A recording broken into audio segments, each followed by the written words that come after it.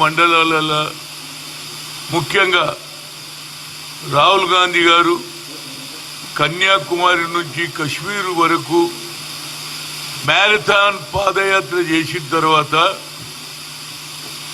ఆయనకు బీసీల ఏ విధంగా కష్టపడుతున్నారు, వాళ్ళకి ఏ విధంగా అన్యాయం జరుగుతుంది. నేను మొదలు ఎస్సీలకే అన్యాయం అనుకున్నా, కానీ బీసీలకు కూడా చాలా అన్యాయం జరుగుతుంది.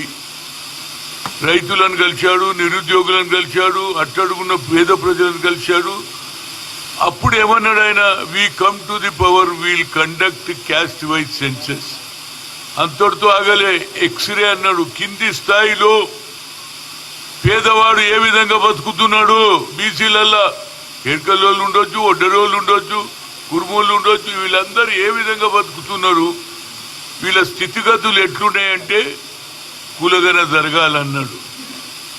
అదేవిధంగా నేను కులగన జరిగితే నేను 9th షెడ్యూల్లో దీన్ని పెట్టి ఏదైతే సీలింగ్ను ఎత్తేయడానికి ప్రయత్నం చేస్తా అని చెప్పాడు. ఎందుకంటే ఇందిరా సాహని కేసులో 50% పెరగొద్దు అన్నారు.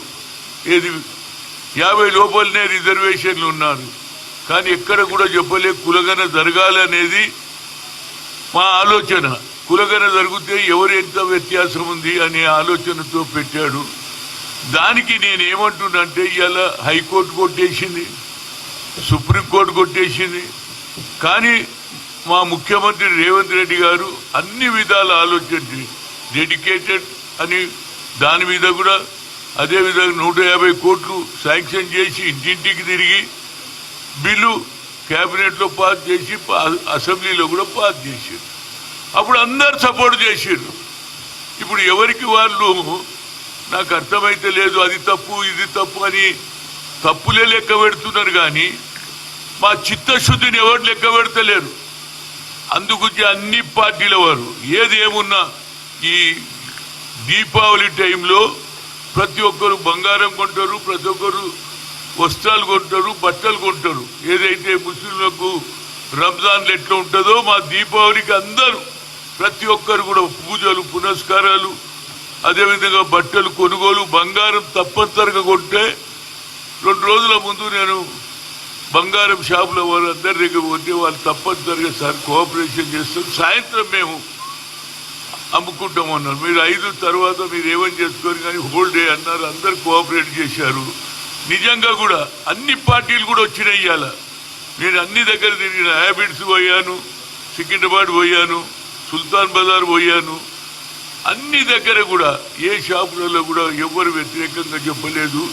అయితే కొన్ని దగ్గర ఎవరో ఎమోషనల్గా చేసారు. కానీ అది నిజంగా నేను సారీ చెప్తున్నా, అది ఎవరైనా తప్పు జరిగితే. కానీ రాష్ట్ర మొత్తంలో మా పిసిసి ప్రెసిడెంట్ మహేష్ కుమార్ గౌడ్ ఏది అందరితో కూడా మాట్లాడారు, అన్ని దగ్గర కూడా సక్సెస్ అయింది. కానీ ఇవాళ ఏమంటున్నారు, మీరు ఎట్లా చేస్తారు అంటున్నారు. దీనికి ఒకటే ఒక మార్గము, 9th షెడ్యూల్లో పెట్టినప్పుడు బీజేపీ పవర్లో ఉన్నది. బీజేపీ పవర్లో ఎన్డీఏ నాయకుడు ఎవరంటే ఈ దేశానికి ప్రధానమంత్రి 3వ అయినా ఒక ఓబీసీ ప్రధానమంత్రి ఉన్నాడు. కాబట్టి ఆ ఓబీసీ ప్రధానమంత్రి ఒక అడుగు ముందుకేస్తే మాకు న్యాయం జరుగుతుంది. ఎందుకంటే గతంలో మాకు ఒక ఎక్స్పీరియన్స్ ఉంది.